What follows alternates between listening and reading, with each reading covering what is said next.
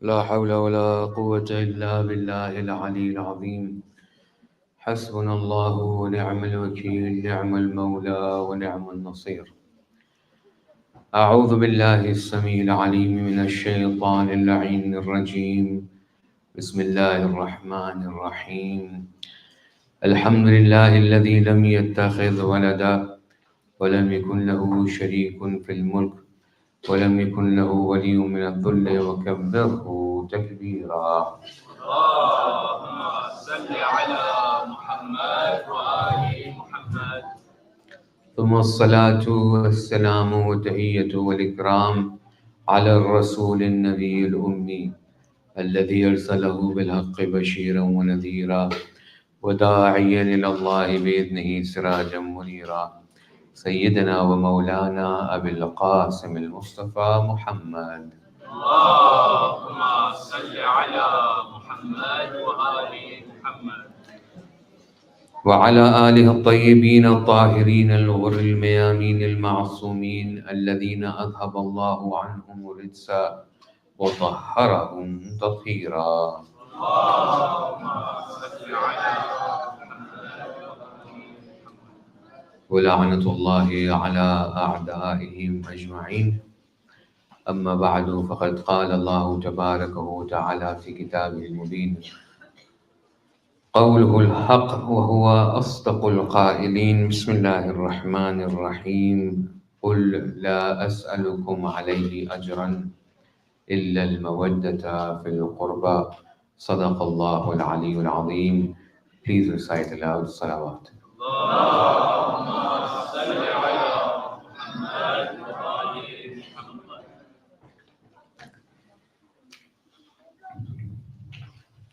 Allah accept from us our ibadat, our worship, and our azadari, where we commemorate the memory of Imam al-Hussein, Sayyid al-Shuhada alayhi salatu wassalam.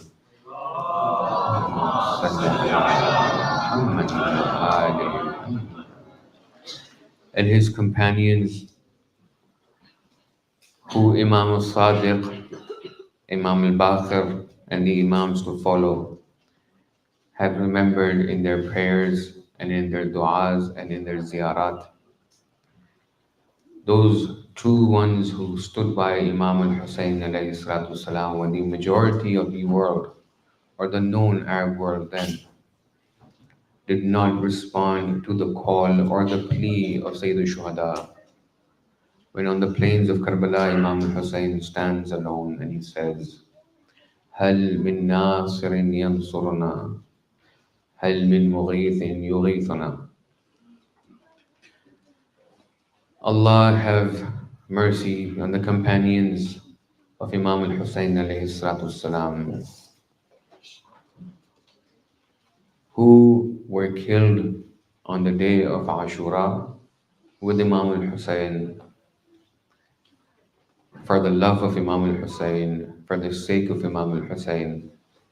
And because Imam al-Hussein is the eternal message of Allah subhanahu wa ta'ala to remain, these loved or beloved companions of Imam al-Hussein shall remain very much alive in the memory of those who sit and who speak of Imam al-Hussein.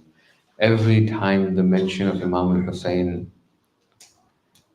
and the mention of Karbala happens, these companions of Imam al-Hussein will be mentioned. My brothers and sisters, and those who are young to me, my young children listening to me, the last few nights that have been together and we've been speaking on a theme, just to surmise and summarize, we spoke of the tests of the prophets. We touched upon the lives of those chosen by Allah subhanahu wa ta'ala. We spoke of the different difficulties they had to face. The Anbiya of Allah did not get to that station that was promised to them till they manifested what Allah had in store within them. And once that became apparent, then Allah subhanahu wa ta'ala gave them the gift of nubuwwah, gave them the maqamat, One is Safwatullah, one is Nabiullah, one is Ruhullah, one is Kalimullah. All of these people, these Anbiya of Allah, these select creations of Allah, said to be guides for humanity, were not given this gift till they stood the test and the tribulation and they passed and they were successful. Allah grants them a maqam. Know that nothing will come to you in this dunya that belongs to this dunya, nor anything in the akhirah will be attainable and achievable unless you go through different tests and different marahils. If it is the dunya you want, it will not come easy to you. If it is the akhirah you want, it won't come easy to you. But you have a choice to make. Where do you put in the effort? Do you put in the effort to earn the dunya wa ma fiha? Is it the world you're after, which is temporary? You will have ran around. You will have tried to earn your best living. You will have provided all the comfort in the world that you can for yourself. How long will it last? At least a lifetime, and what after that? See, nobody will tell you not to work hard, and nobody will tell you to earn a halal living, and nobody puts a cap on how much you can earn. The companions were with Rasulullah sallallahu alaihi wa alihi. Allahumma salli ala Muhammadin wa ali Muhammad. They were sat around him, sitting. Most of the people who were with the Rasul, when I said, as I mentioned yesterday in Madinatul Munawwara, many people came to Rasulullah because they were opportunists. It was an opportunity for them to be with Rasulullah. And not an opportunity so that they benefit from Rasulullah, an opportunity so that they may benefit from the welfare state that was Madinatul Munawwara. Many people came into the fold of Islam because they were cornered, because they had no choice, or because Muhammad sallallahu alaihi wasallam was a very fair and just man. He was an honorable man. Even his enemies he would treat humanely. Many people came to Medina. You had a sincere lot, those people who were sincere to Rasulullah, and you had the munafiqeen, those who were hypocritical. They looked Muslim, they would behave Muslim, they would greet others as Muslims, but when they would go back to their tribesmen and they would go back to their allies and they would go to people they are in alliance with, they would sit down and they would mock Rasulullah. They would sit down and they would ridicule Rasulullah sallallahu alaihi wasallam. The munafiqeen. And they would be there at all times present. Anytime Rasulullah has an announcement, they're there, either to see how they can benefit from the situation or to see how they impart this knowledge that they've just learned or come to and go tell their friends about what Rasulullah is planning. So they were there and they would love to chill. These people did nothing. They just sat there. If you were to make a table for assets and liabilities, most of these people were in the liabilities. They had to be kept close because if you send them away, then they go and join the enemy. So these munafiqeen would be sat and they had nothing to do, nothing better to do than just sit there and chat to Rasulullah and just take his time. Allah subhanahu wa ta'ala in Surah Hujarat, Suratul Hujarat, Hujarat translates as rooms or sections or departments in a manner. Allah had to lay down boundaries for his beloved. See, the Rasul was very kind. Nice is not the word I'm looking for because sometimes nice is not always good. Nice is people pleasing. Rasulullah is very kind and he's also very gentle. So people would sit there at all times of day, knocking on his door. Ya Muhammad, Ya Muhammad. Allah had to lay down the boundary and Allah had to announce in the Quran, do not call him how you call each other. Don't call him Ya Muhammad. He has a title, he has a position, he has a maqam. He's Rasulullah. When you address him, you say, Ya Rasulullah, and that is how you talk to him. Do not go knocking on his door at all hours of the day. Have some adab, have some etiquette, have some lihaz, understand who this man is. He has a responsibility. He's a busy man. Every time you bicker, you take it to Rasulullah subhanahu wa ta'ala. Every time you have an issue, slight issue that you can resolve amongst yourselves, you go and you waste this man's time. You know why you waste his time? Because you haven't understood his maqam, his station, and his position. You don't know who this man is. You believe he's one of you. You're useless, and you believe he's useless as well. Al-ayadu billahi min dhalik. Because how broken you are is how you will see Rasulullah subhanahu wa ta'ala. Complete yourself, fix yourself, work on yourself, grow within yourself, improve yourself, upscale, whatever words you want to use. When you are a child of, let's say, 7, 8, or 9 years old, and you just walked into school, if I was to put three people in front of you and I say, this man is a primary school teacher, this man is a secondary school teacher, the other one is a doctor who teaches at the university, and the third is the one who gives PhDs to people because he's just so well educated.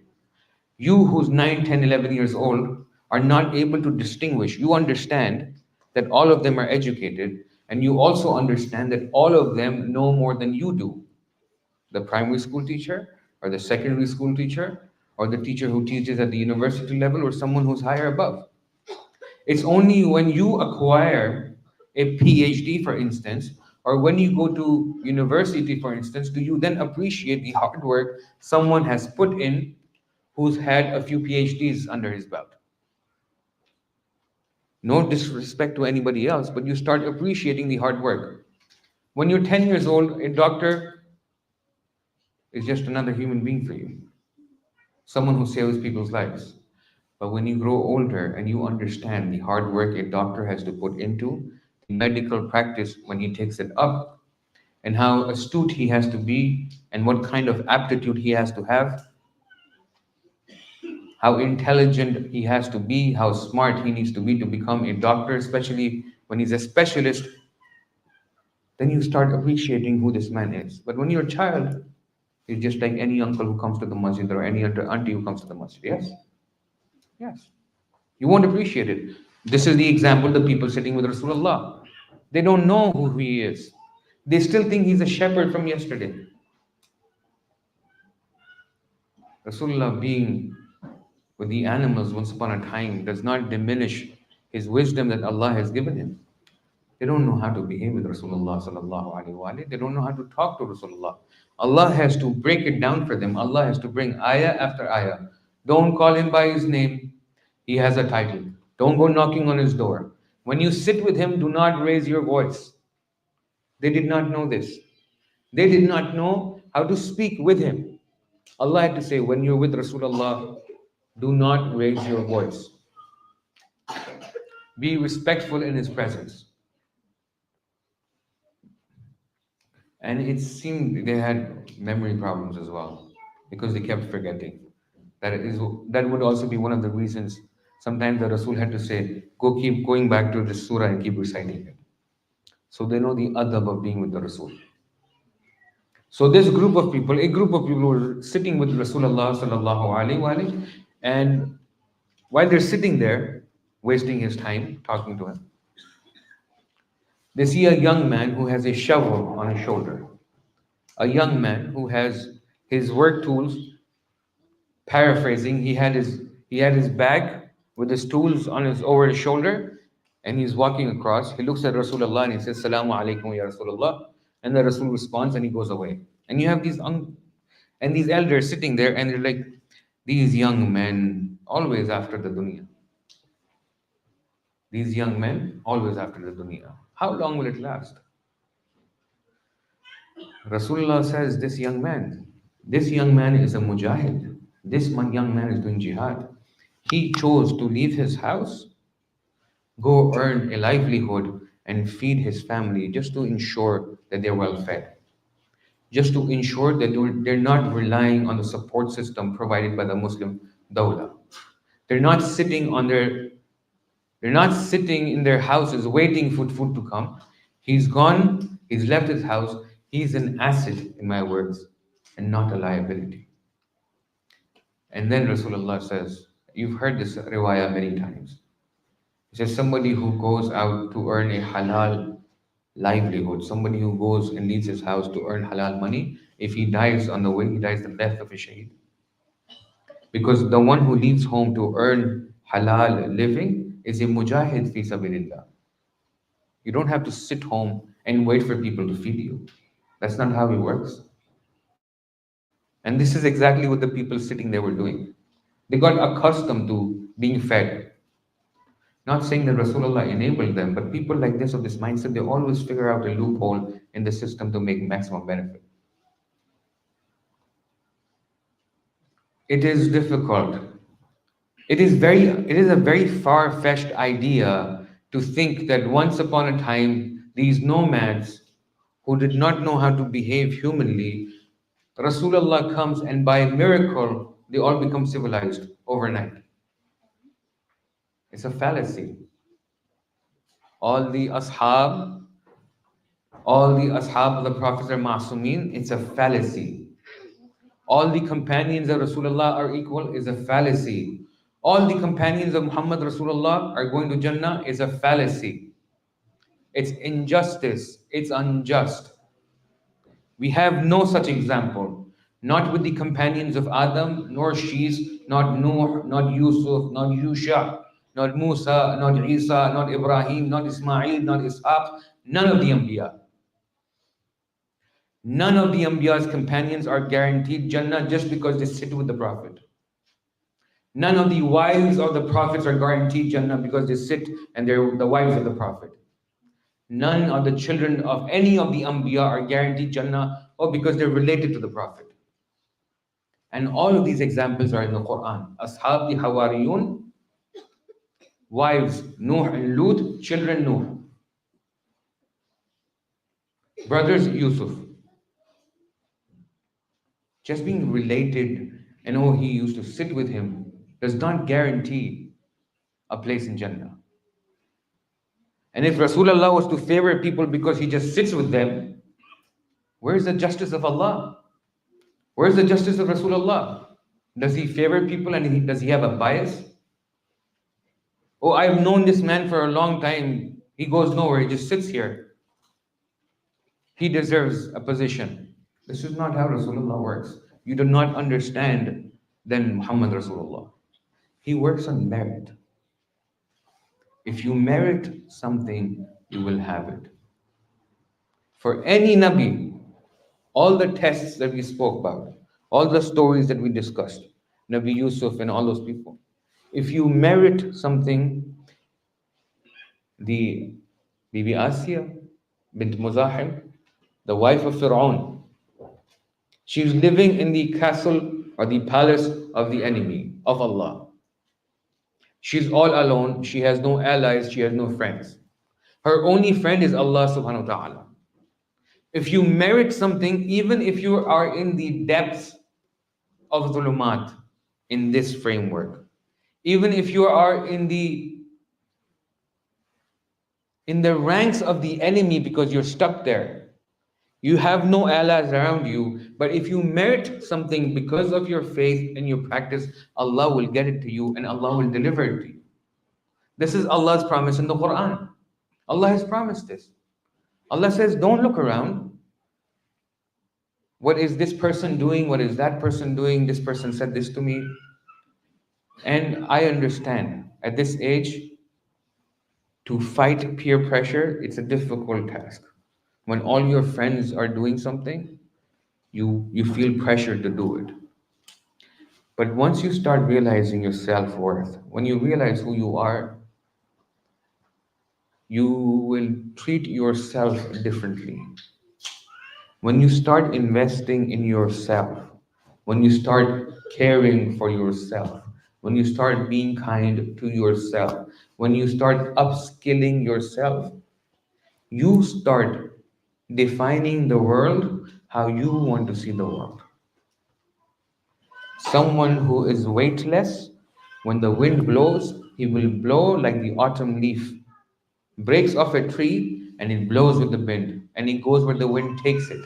Left, right, north, south.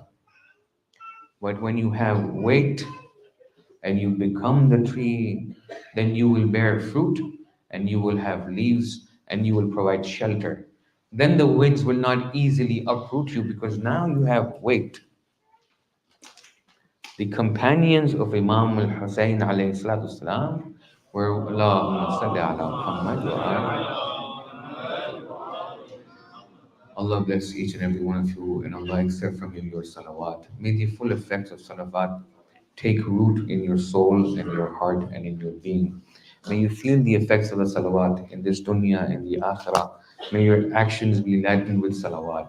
May you be held in the protection of the salawat on Rasulullah and his holy progeny. Ameen ya Rabbal Alameen. محمد وآل محمد صلوات. Allahumma salli ala Muhammadin wa ali. Invest in yourself, educate yourself, build yourself, work on yourself, focus on yourself. Not you're feeding the ego, but you're building yourself up. Tomorrow, when you see the Imam of the time, you already know the answer. Am I an asset to the Imam or am I a liability to the Imam? This is a question only you can answer. You know, well, what? Others can answer that question too. But I'd be respectful and leave this for everybody else for themselves. Because you can lie to everybody else, but there comes a time where you have to be honest with yourself. Each and every one of us. When it comes to the Imam of our time, Sahib al-Asr wa Zaman, Ajjalallahu ta'ala farajahu sharif, Allahumma salli ala Muhammad. Am I a boy or a girl, a brother or a sister? Am I an asset to the Imam of the time, or am I a liability for the Imam of the time? Ask yourself the question, answer the question, and whatever you arrive at, make a game plan. Plan it out. Oh, but what kind of companions does the Sahib need? There's no better companions than the companions of Imam Hussein alayhi salatu salam. These are not my words. Or because I'm a Shia alim, I speak in bias to Imam Hussein. These are the words of Imam al-Hassan. He says, no day is like your day, Aba Abdullah. No companions are like your companions, Aba Abdullah. And on this night, a night similar to this night, today is Shabi Ashur, tonight will be Shabi Ashur. It is on this night where Imam Hussein sits in the camp and he puts the lights out and he speaks to his companions. He says, brothers, I give you my word, leave. You have a man from me. I will not hold you accountable or responsible, leave. Hussein will not call you back, leave. You do not have to answer Rasulullah, leave. They did not leave. They stood. They stood. Again, another test. On this, a night similar to this, the night before Ashura. What happened to Imam al-Hassan, we spoke about briefly. After Imam Ali alayhi salatu salam was shaheed, he became shaheed. Imam al-Hassan was poisoned by Muawiyah lanatullahi alayhi. Yes.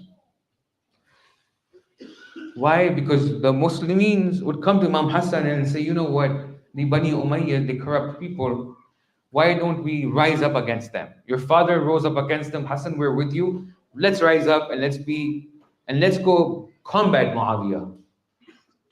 Imam Hassan says, if this is what you want, okay. So they gear up, they prepare for battle, they show up on the battlefield, they have a visitor at the night time. Two people show up with bags of gold and they go to the commanders of Imam Hassan's army and they say, do you still want to fight or we strike a deal? The next morning, the chiefs of the army, the commanders of the army disappear. Where did they go? They ran. They ran. They sold their souls to Shaitan. They took the money and they left. Generals who claimed to love Imam al-Hassan, people who said, please uprise, what did they do? They abandoned him. So Bibi Zainab had seen all of this. This has happened before. People coming to Imam al-Hassan, claiming to be his friends, asking him to join their uprisal, Imam Hassan says, if you want this, go for it. And they go and they sell out. Sell out. Turn around, stab him on his thigh. Turn around, plot with his wife to poison him. This was all seen. Bibi Zainab Salamullah alayha witnessed all of this. So what does she say? She speaks to Imam al-Hussein and she says, brother, these people of yours, these companions of yours, have you tested them? Have you tested these people? Do you trust them? Burair is listening to this. Either Burair or Nafi' ibn Hilal, one of them. He's listening to this. He overhears the conversation between Bibi Zainab and Imam al-Hussein. And he comes out and he says, Habib, Ya Habib al-Madahir, oh Habib, do you know what? Do you know what the daughter of Zahra just said? Do you know what the conversation between the son of Ali and the daughter of Zahra, the conversation happening right now? He says, what? Bibi Zainab, salamullah alayha, she asked her brother and she says, have you tested these men? Do you trust these people? Our allegiance and our trust is under question and our loyalty is being questioned. Not because she is a pessimist, la hawla wa la quwwata illa billah, or she disregards mu'mineen, but she's seen the end of people coming to the door of Imam al-Hassan, and the end of it was what? Imam Hassan ended up what? Throwing up parts of his body onto a tray because he was poisoned. He would vomit blood and pieces of his inside would come out with his vomit because he was betrayed by people who said, we love you. So now she is justified in asking, will you meet the same end as Hassan al-Mustafa did, as our brother did? Or do you know these people who claim to fight with you tomorrow? Have you tested them? When Habib hears this, he goes to the companions and he says, Bibi Zainab is inquisitive. Bibi Zainab is asking her brother if we have been tested. Brothers, it is time to show loyalty to Imam al-Hussein. They take their swords out, each and every one of them, and they walk and they go to the tent of Bibi Zainab salamullah alayha. Assalamu alayki ya binta Rasulullah. Peace be upon you, O daughter of Rasulullah. Imam Hussein exits. He says, brothers, what is it? He says, it was overheard that as Zainab salamullah alayha, she finds that her loyalty needs to be tested. So, Ya Hussein, these are our swords. These are our swords in our hands. If you command us, each and every one of us will cut our own heads off with our own swords to prove our loyalty, Ya Aba Abdullah. So now, when you sit down and you make a table, am I an asset or a liability? Am I a companion of the Imam of my time right now? Who do I look up to as role models? Sometimes people get confused. It says the Ma'sumin, they're infallible. How do I compare to them? Karbala has a banquet. Karbala has a banquet of people you can choose from. Start from Ali Asghar, who's 6 months old, and go to Habib al-Marahai, crossing 80 years old. The man was so old, his eyelids would cover his eye. He had to tie a bandana of sorts just to keep his eyes open, but he was willing to kill and die for Imam Hussein. So if you're looking for someone to be a role model in your journey of self-discovery and becoming a companion of the Imam of the time, you have from 6 months old till Habib ibn Madahir. You have races, you have languages, denominations. They may look different, they may speak different dialects, they may wear different clothes because they're from different parts of the world as well. But the language is one, and the language is of love, and the love is Hussein ibn Ali ibn Abi Talib. Today, that is the color. Tonight, the color of this night is the Husseini color. All those people sitting in the camp of Sayyid al-Shuhada are Husseini tonight. Because the color of Tawheed is manifest through Hussein ibn Ali ibn Abi Talib. Think about this when you go home. The color of Tawheed on the night of Ashur is manifest through the that of Hussein ibn Ali ibn Abi Talib alayhi salam. Please recite the salawat.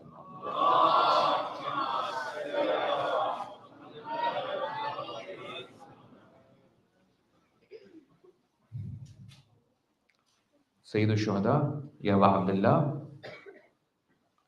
these companions, the faithful companions. When there came a time in the night, this night,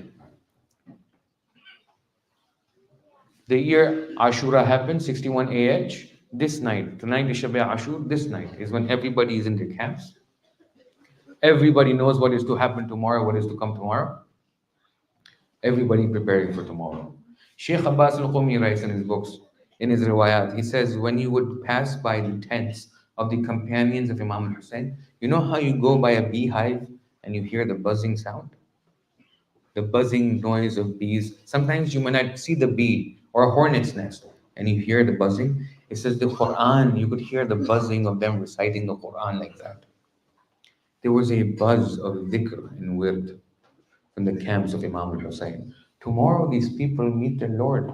Tomorrow these people meet Allah subhanahu wa ta'ala. Tonight they sit with Allah and they tell them how prepared they are. Al-Muhasabah and Muraqabah, they sit down. Tonight they sit down on this night and they speak to their Lord. Tonight they have a very intimate gathering with Allah subhanahu wa ta'ala. Tonight it is them and their Allah. Because tomorrow they fight the shaitan. Tomorrow they fight the Hizb al-Shaitan. Tomorrow they fight the Jund of Shaitan. Tomorrow they fight the spawns of Shaitan. Al-Umayyah and their Mar'un children. Al-Umayyah and their cursed children. They come for the blood of who? Hussein ibn Ali. Do not let them hide. Do not allow them to hide behind political terminologies and games. When they say, oh, Yazid had a misunderstanding with Imam al-Hussein over political issues, and had Hussein only agreed like his brother Imam Hassan did before, and had Imam Hussein allowed for Yazid to rule and Yazid's realm to be legitimate, this would not have happened.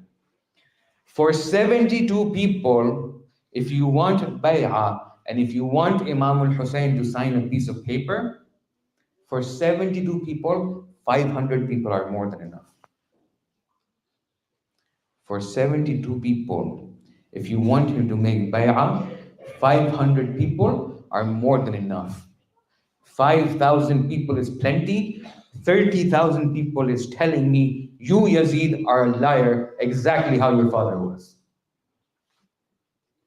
And those who support him, and those who commend him, and those who celebrate him, la'natullahi alayhi wa alayhi. When you tell me you've come to Hussein, oh, we just want Hussein to sign a piece of paper and to tell us, I accept and I approve of Yazid's legitimacy to rule. 30,000 people is telling me you're not here for him to sign a piece of paper.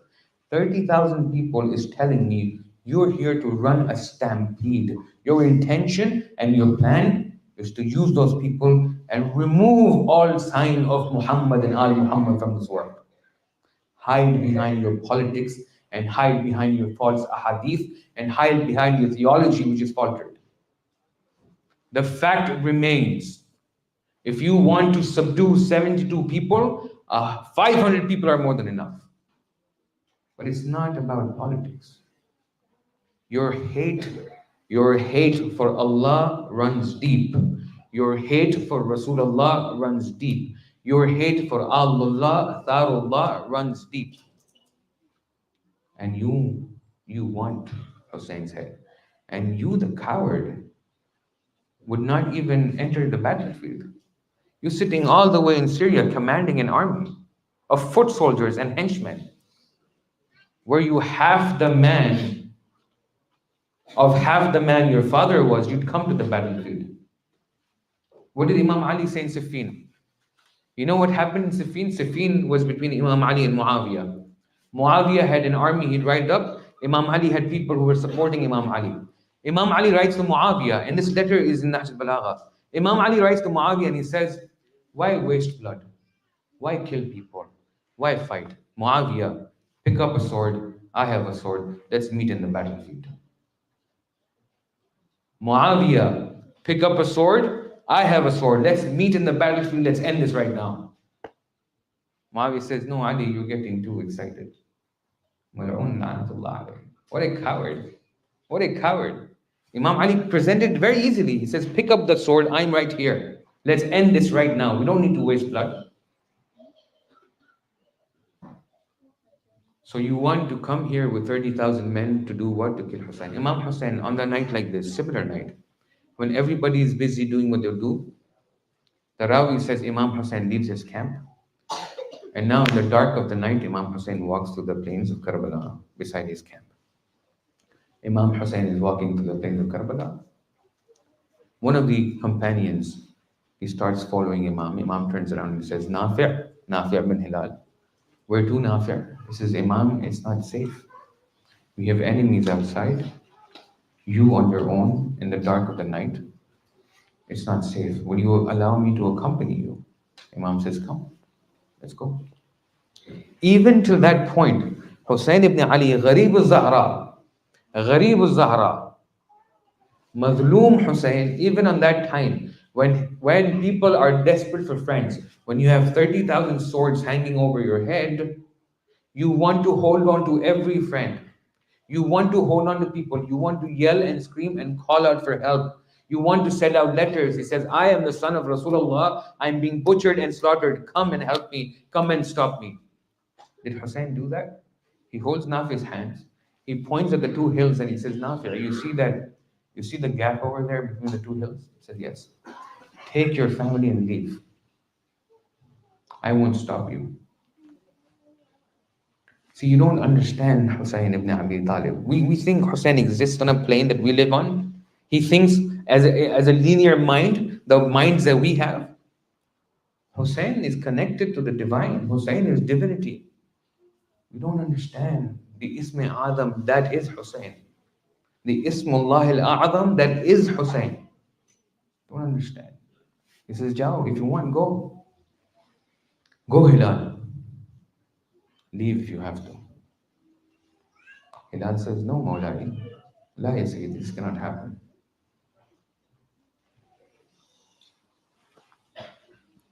They killed Imam Hussein because he was not doing bay'ah. It's lies. It's lies. He wanted to kill Imam Hussein. He had planned to kill Imam Hussein. There's other people who did not do bay'ah. Look it up in history. There's other people who did not do bay'ah of this man. Did he chase them down and hunt them down like this? No, he was after Hussein, that's it. Because it bothered him. The Banu Hashim bothered the Banu Umayyah, and he was out for blood. He was out for blood. Did nobody tell this man that Hussein is the son of Rasulullah? Did nobody tell this man that we have seen Sayyid al-Shuhada, we have seen Hussein on the shoulders of Rasulullah, and the Rasulullah would have a big smile on his face while he would walk and parade in the alleys and the kuchas of what? Of Medina, holding Hussein and showing people, look, huwa Hussein, waladi, look, this is Hussein, my son, lahmuhu lahmi, innahu minni, he is from me, wa ana minhu, I am from him, lahmuhu lahmi, his flesh is my flesh, wa damuhu dami, and his blood is my blood. Not one instance, many instances.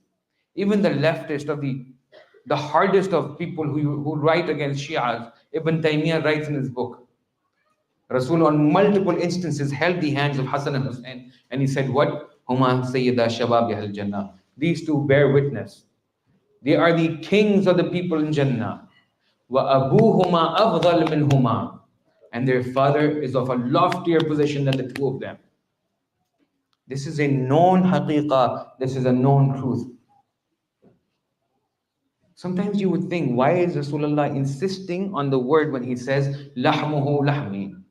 Why be so gory, Rasulullah? Why be so graphic? Why say lahmuhu lahmi? Why do you speak of his flesh being your flesh?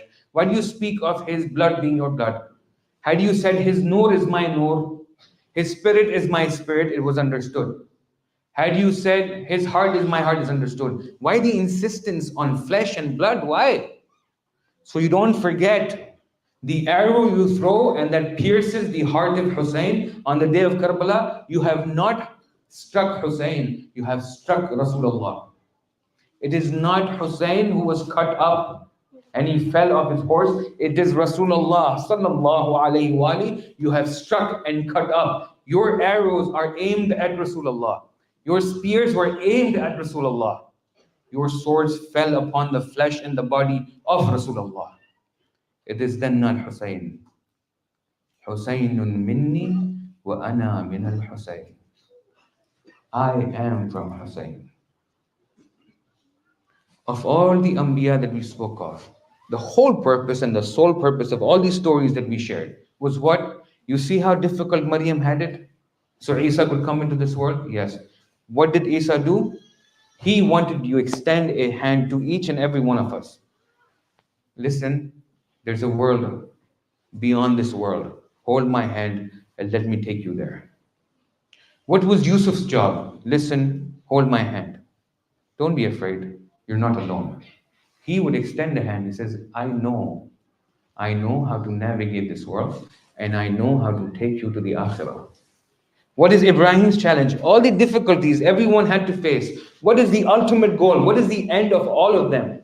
The reason I took up 7 days of your time to tell you stories and the struggles of each and every Anbiya, the khulasa of it, the summary of it is what? Why did I share these stories? So you understand the purpose of each Nabi going through hell is for each and every one of us to extend a hand out there. Do not feel alone. You are not alone. Do not feel hopeless. You are not hopeless. Do not feel destitute. Study us, read our lives, learn about us, relate to us, understand us, and know that Allah watches over you like He watched over us. And the legacy of him is carried by who? Husayn ibn Ali ibn Abi Talib. He carries the legacy of the Anbiya. Till the last day, he extends a hand and he says, hold on to this. Don't worry. Don't be afraid. It may look difficult. My tests may look very testing. My tribulations hard and maybe impossible. Hold my hand. And this hand extends till now. When you go to Karbala and you say, Assalamu alayka ya Aba Abdullah, what are you saying? Do you say salam to a dead imam? You say salam to a living imam. The imam hears you. He hears your voice. When you say Assalamu alayka ya ibn Rasulullah, you may not hear it, but from Najaf and Karbala, you hear the voices. Wa alayka salam. Wa alayka salam. Each and every one of you stand up after this majlis. When you look towards and you recite ziyarah, what do you say? Assalamu alayka ya Rasulullah. Who do you say salam to? A dead person. You say salam to someone who will respond to the salam. When you say Assalamu alayka ya Hussein, what is Hussein saying? Wa alayka salam. You know what it means to have Hussein salam? You know what it means when Hussein says salam to you? Peace be upon you. Hussein prays in your favor. You do yourself good and you say Assalamu alayka ya Hussein. Do yourself a favor. When you say Ya Hussein, Hussein remembers you. This is not only ritualistic, this is not culture and custom only. This is Hussein ibn Ali ibn Abi Talib. They're extending hands. They did at all times. Every single time. Every single time. So this Hussein, the love of Az-Zahra, the coolness of the eye of Rasulullah, what did you do to him? First, you killed his friends. All the companions that Hussein came with. Some he's known for a lifetime. Who? Habib ibn Wadahir. First, you killed his friends. Zuhair, Sa'id, all sacrificed themselves for the sake of who? For Imam al-Hussein. This is your plot. Someone who's the son of Rasulullah. Forget that. When you say it like that, it looks distant. Rasulullah. First you kill his friends. In light of the hadith, Husaynun minni wa ana min al-Husayn. So Rasulullah is in Karbala right now. First you kill off Rasulullah's friends. You kill off Rasulullah's friends, then it is time for the family of Rasulullah. Abu al-Fadl seeks permission and he goes and he is butchered and he is killed. A brother like Abu al-Fadl. You know, sometimes we forget the age difference between Imam Hussein and Abu al-Fadl. Imam Hussein on the day of Ashura was 58 years old. Abu al-Fadl on the day of Ashura was 32 or 33 years old. You know what that means? That means there was a day, once upon a time, where Abu al-Fadl would sit on the lap of Imam Hussein like Ali Azraq sits on Imam Hussein's lap today. There was once a day when Imam Hussein would speak to Abu al-Fadl, and Abu al-Fadl was as old as Sakina was, salamullahi alayha, on the day of Ashur. You know what that means? That means there was once a day when Imam Hussein would look at Abu al-Fadl, and Abu al-Fadl was as old as Ali Akbar. Hussein raised this man. Hussein raised Abu al-Fadl, and you broke him. You broke Hussein when you killed Abu al-Fadl. You broke him. You'd think they were stuck, right? If they were human beings, they'd stop. We've killed all the men. We've killed all the men in the army of Hussein. Hussein has nobody now. He has no friends. He has no family. We've killed his brother. We saw when we killed Abbas, we saw Hussein walk like an old man, exactly how his mother walked in the kucha and the alleyways of Medina after Rasulullah passed away, holding her back bent over, walking like an old woman. You made that happen. Yazid, you and your demonic army made that happen. You broke this man and he said, Al-ana inkasara dhahri. Now my back is broken. Now my back is broken. Okay? What more do you want? Not only do you kill his brother and his support, the man who's been with him all his life, you take his son away, you take Ali Akbar away. Ashbahun nas bi Rasulillah, the closest in resemblance. No one was more closer in resemblance to Rasulullah. You know what this tells me? You don't care about Rasulullah. You do not care about Muhammad Rasulullah. You don't. Is it befitting for a father to have to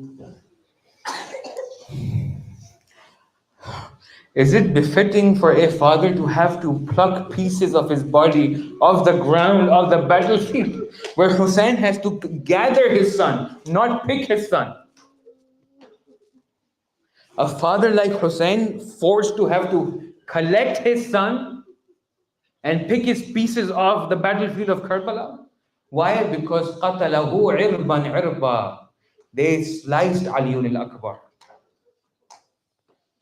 They cut him up. They had no mercy. Who? The one who looked like Rasulullah. You think this was end here, yes? You think this was end here? It did not end here. Hussein comes back. Everyone's dead now. Everyone's gone. Everyone's gone. You've killed everyone. The army of Yazid managed to kill everyone, except for Imam al-Sajjad alayhi salam, who bil-i'jaz or bil-mu'jiza or bil-masliha had to stay back. This broken man, Hussein ibn Ali. Who is Hussein ibn Ali? His father, Imam Ali alayhi salam. Imam Ali had to do what? He would dig wells, more than 100 wells, with his own hands and gift it to people so they have water to drink, so they can irrigate their fields, so they can feed their animals. Imam Ali, with his own hands, would dig wells so people had water to drink, clean water to drink, more than 100 of them on his own.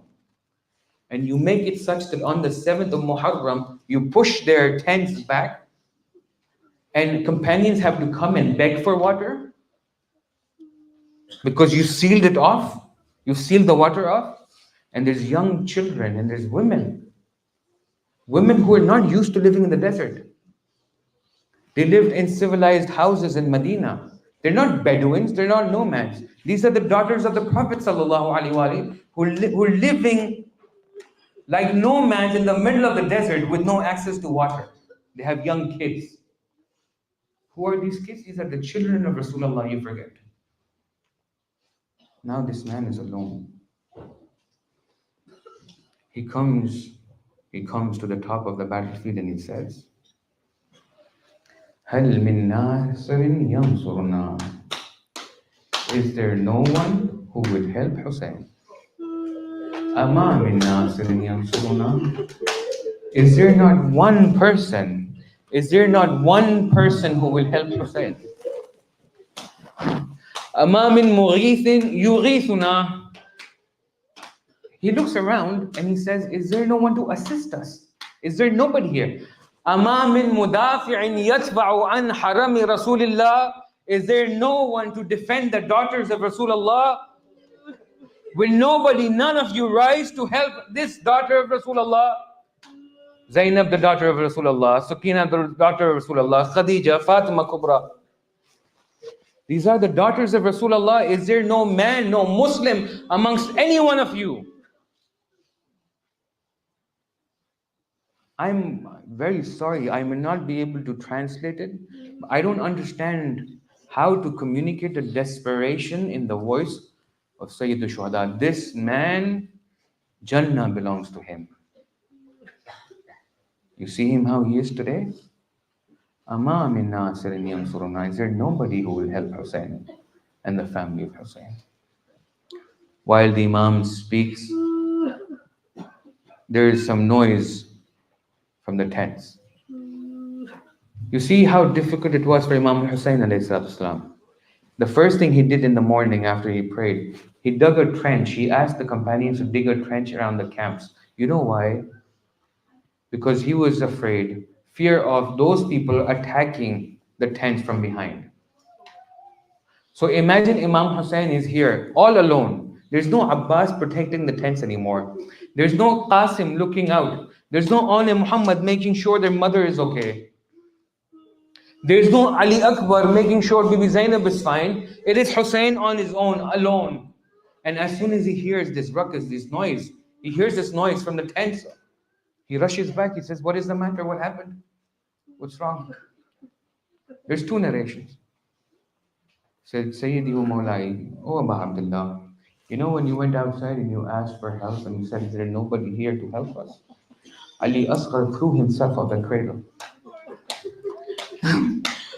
This 6-month baby of Imam Hussein alayhi salatu, this Ali Asghar of 6 months, he dropped himself from the cradle.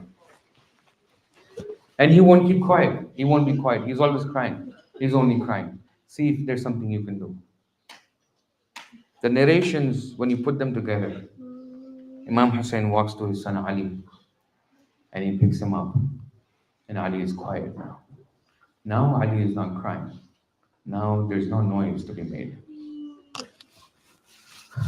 If you want the metaphysical and the spiritual reality of it, Hussein knows this is a Nasir. This too is a Shaheed. And now this is the understanding between the father and son. Hussein holds Ali. He must have looked at Rubab, mustn't he? When he wants to take Ali Asghar to the battlefield, did he not go to Rubab? He must have gone to Rubab. Did Sakina not want to see her brother? But the thing is, everyone who went to the battlefield, it was expected for them to be killed. But not Ali Asghar. Nobody expected that a 6-month-old, when he leaves, he wouldn't come back. Nobody expected this. See, Qasim, you understood, he's 13. Ali Akbar, you understood. Abbas, you understood. On and all those people, you understood. But what warfare does involve a baby? Who kills a baby? Sakina might have been prepared for the fact that Abbas won't come back. How do you prepare a 4-year-old and tell her that this brother of yours, he's not coming back? Sakina, say your goodbyes now. Sakina, fare him well. Imam Hussein alayhi salatu wasalam, he walks onto the battlefield. And they assume that Hussein has walked with the Quran. And now Hussein wants to raise the Quran and Hussein wants to announce a ceasefire. This is the assumption over there. Subhanallah. Ali Asghar was the Quran of Hussein. Ali Asghar was the Quran of Hussein. Imam Hussein walks, he carries Ali Asghar, and he comes. And when he uncovers, people realize this is a baby. Imam Hussein alayhi salatu salam lifts Ali Asghar. Imam Hussein looks to them and he says, this child, he hasn't had anything to feed off for the last hours. He hasn't had anything to drink, this child of mine. If you feel mercy in your heart, give us some water, so this child will have some water. Have you no mercy, O people? Then he thinks for a bit, Imam al-Hussein. Do not forget, this is Karbala, this is a desert. It is noon time, the sun is at its peak. There's no clouds here. It's hot. The desert earth, this desert sand is baking. You can't put your foot there because it's so hot. Imam Hussein looks around and he says, if you feel that I ask you for water and I bring this child as an excuse, Imam Hussein places Ali Asghar on the ground and he steps back. Like, here's Ali Asghar. Feed him if you will. Give him some water if you will. Because of this, there was a disturbance in the army of Umar Sa'ad. He noticed people are being distracted. So he looks at Harmala al-Nakhai, one of the names in history, and he says, Harmala, iqta kalam al-Hussein. Cut off Hussein's word. Shut him up. If he carries on, my army will be out of my control. Iqta kalam al-Hussein. 3 places I found. 3 places is mentioned where Harmala puts his arrow to the bow and he draws back and he's unable to leave. He then pulls back on the string and he's unable to strike. Omar looks at him and he says, Harmala, you're a good archer, man. You're good at archery. What's wrong? Why can you not throw the arrow? Why does the arrow not leave your bow? He says, I don't know, Omar. Every time I place the bow in the arrow and I draw the string, all I hear is a lady's voice. She says, Hussein, waladi Hussein. Hussein, my son Hussein. Hussein, wa gharibi ya Hussein. Hussein, oh gharib of your mother Hussein. He says, these voices ring in my ears. Umar Sa'ad says, pay no attention, Arbala. Do what you were asked to do. He draws the string and he lets the arrow fly. And the arrow flies, it pierces to the sky. The word in the riwayah says, ذُبِحَ مِنَ الْأُذُنِ إِلَى الْأُذُنِ. Ali Akbar was pierced from ear to ear. Ali Asghar was pierced from ear to ear. Do you know that the arrow was heavier than Ali Asghar himself? In an instant, Ali Asghar turns around in the arms of his father. I do not know the expression on the face of Hussein, but he looks at his son and he says, Inna lillahi wa inna ilayhi raji'un. Blood pools on his palm, and Imam Hussein alayhi salatu salam, he throws it into the heavens.